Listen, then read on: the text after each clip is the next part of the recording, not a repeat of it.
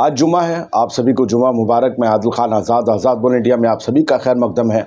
और जुमे की सुबह सुबह इजराइल की राजधानी तेल अवीव में यमन की मिसाइल आई और जो किया उसने, उसके बारे में आईडीएफ ने भी जानकारी दी। आईडीएफ ने कहा कि लाखों यहूदियों को या लाखों ज्यूज़ को, इजराइलियों को छुपना पड़ा शेल्टर्स में। क्या हुआ है वो कुछ तस्वीरें कट टू कट मैं आपको दिखाना चाह रहा हूँ। सर, सबसे पहले तो आप ये तस्वीर देख लीजिए, 2 विंडो में या सिंगल विंडो में देख लीजिए। या आपको जो वाइट शर्ट ब्लैक पैंट में भागते हुए दिख रहे हैं, ये वो सेटलर्स हैं, वो यहूदी हैं, अल्ट्रा ऑर्थोडॉक्स, जो टोपी लगाए रहते हैं। और ये आज सुबह फ्राइडे 27 सितंबर का सीन है और जगह है तेल अवीव, राजधानी इजराइल की। Settlers running to shelters after hearing the sirens. पूरे इजराइल में, पूरे तेल अवीव में सायरन बज रहे थे, ख़ास तौर से तेल अवीव में। और आवाम का खौफ हुक्मरान के लिए हार का सबब बन जाता है। आप शॉर्ट देख रहे हैं, मैं आपको वीडियो इसलिए नहीं दिखा रहा हूँ। परसों मेरे 3-4 वीडियो उड़ गए और कुछ चैनल भी हैक होने लगा। मुझे नहीं पता जो दिखा रहे हैं वो कैसे दिखा रहे हैं। दूसरा चैनल है दुनिया टुडे, उस पर ये रिपोर्ट फिर से अलग से बनाऊंगा, उस पर आपको सारे वीडियो मिलेंगे। तो ये भाग रहे हैं सर, जल्दी समझ लीजिए। और फिर ये जो आप आसमान में देख रहे हैं डबल रोशनी, ये एक बैलिस्टिक मिसाइल है या एक हाइपरसोनिक मिसाइल है। अभी मैं आपको क्लियर कर दूंगा। यमन की तरफ से छोड़ी गई और इसकी बाकायदा उन्होंने जानकारी भी दी। तो ये 2 रोशनी जो आप देख रहे हैं, एक तो यमन की मिसाइल है और दूसरा है इंटरसेप्ट करने के लिए इजराइल की जो मिसाइल छोड़ी गई, और वो उसे इंटरसेप्ट नहीं कर पा रही थी क्योंकि यमन की मिसाइल की स्पीड ज़बरदस्त थी। मैंने ये वीडियोस देखे थे, दुनिया टुडे पे आपको दिखाऊंगा, अगले एपिसोड के में लिंक पड़ा होगा उसका। तो ये, और यहाँ पर शोर मच रहा है, चीख रहे हैं सैटलर्स जो हैं, मतलब दहशत सी वहशत सी, और हर किसी को अपनी जान की परवाह होती है। अब मैं आगे आपको ले जाता हूँ। ये जो आप मैप देख रहे हैं और ये जो ट्वीट देख रहे हैं, ये इजरायली डिफेंस फोर्स का एक्स हैंडल है, ऑफिशियल आईडीएफ का एक्स हैंडल। और आईडीएफ ने ये जो नक्शा जारी किया है सर, ये बता रहा है कि तेल अवीव में ये हाल था। ये सुबह 3:15 बजे उन्होंने शेयर किया। और ये पूरे जो रेड डॉटेड है, ये पूरा तेल अवीव का और उसके आसपास का एरिया है। और इन सब जगह सायरन बज रहे हैं, डेंजर के प्रतीक के तौर पर कि भाई खतरा है, हमारी तरफ बढ़ रहा है। और लिखा भी है अब देखिए, लैंग्वेज देख लीजिए, जो मैंने शुरू में कहा था वो एस्टैब्लिश हो रहा है। मिलियंस ऑफ इजराइलीज, लाखों इजरायली, मिलियंस, यानी 1 मिलियन में तो 10 लाख होता है, मिलियंस में 2 लाख, 20 लाख से ऊपर मान लीजिए, यानी 20 लाख से तो ऊपर ही ऊपर मान लीजिए खुले तौर पर।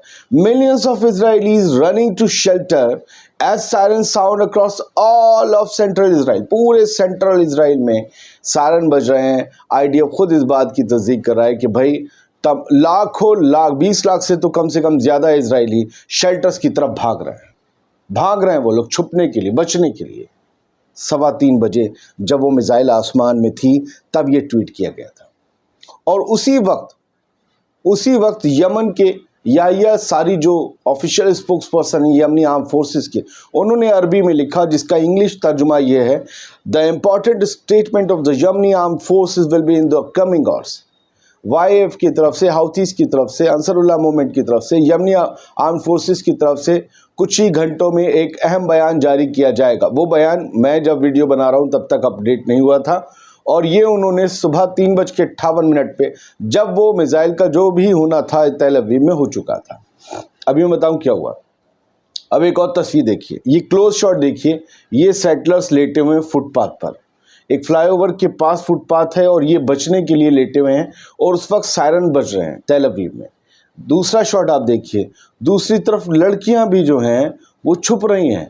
लड़कियां भी, इजरायली लड़कियां भी, आप देख रहे हैं कि ये लड़कियां छुपी बैठी हैं।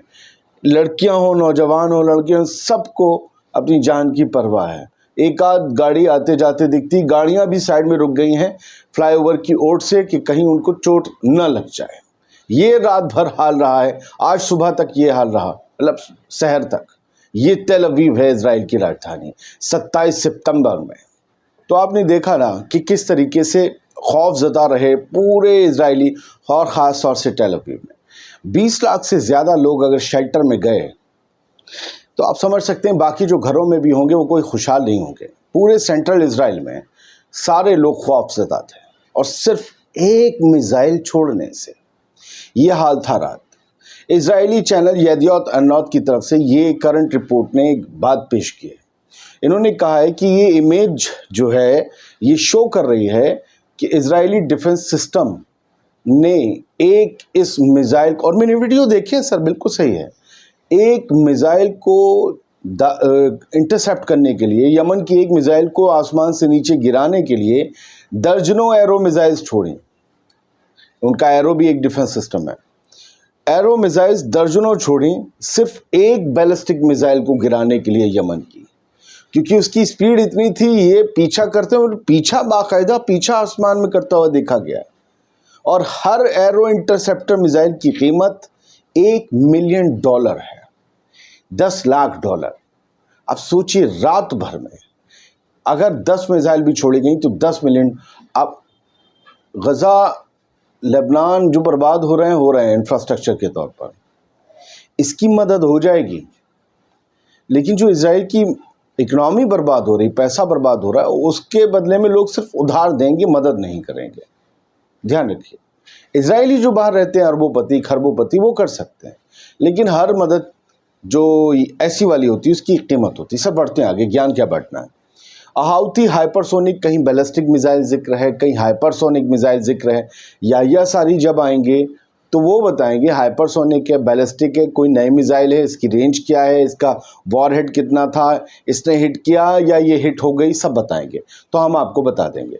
Houthi hypersonic missile hit Tel Aviv, ये मेगाट्रॉन कह रहे हैं, ये भी जंग की खबरें छापते हैं।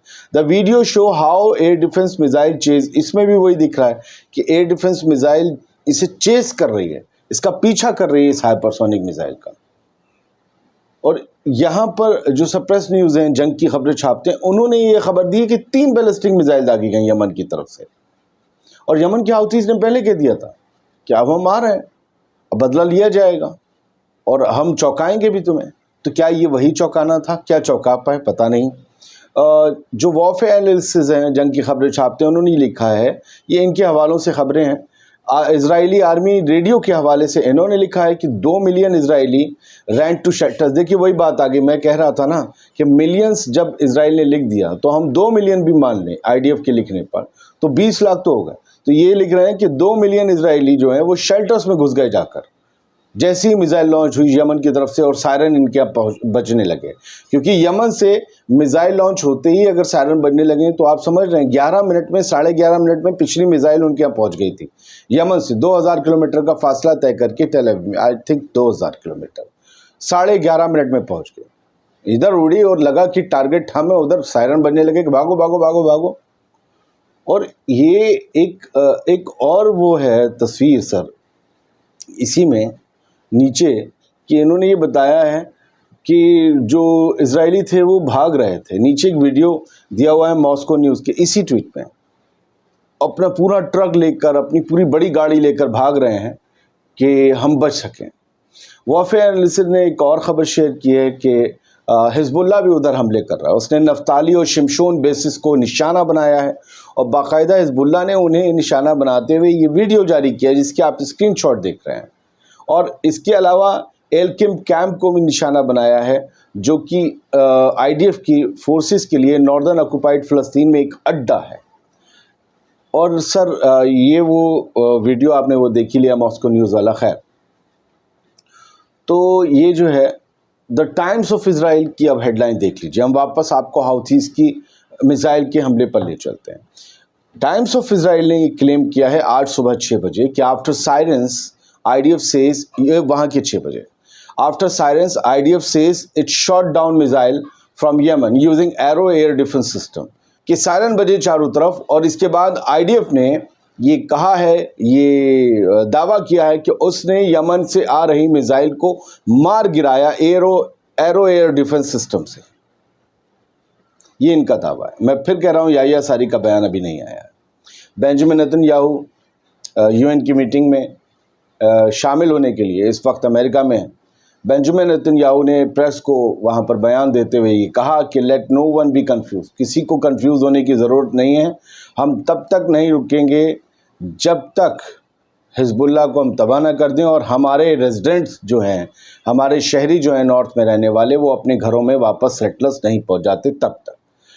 और ये हिजबुल्लाह ने हाइफा में भी एक हमला किया है, मिसाइल को स्ट्रक किया है, रोशनी उठी है, ये एक वीडियो जारी किया गया है। यानी कहीं ना कहीं एयर डिफेंस सिस्टम पूरी तरीके से काम नहीं कर रहा है।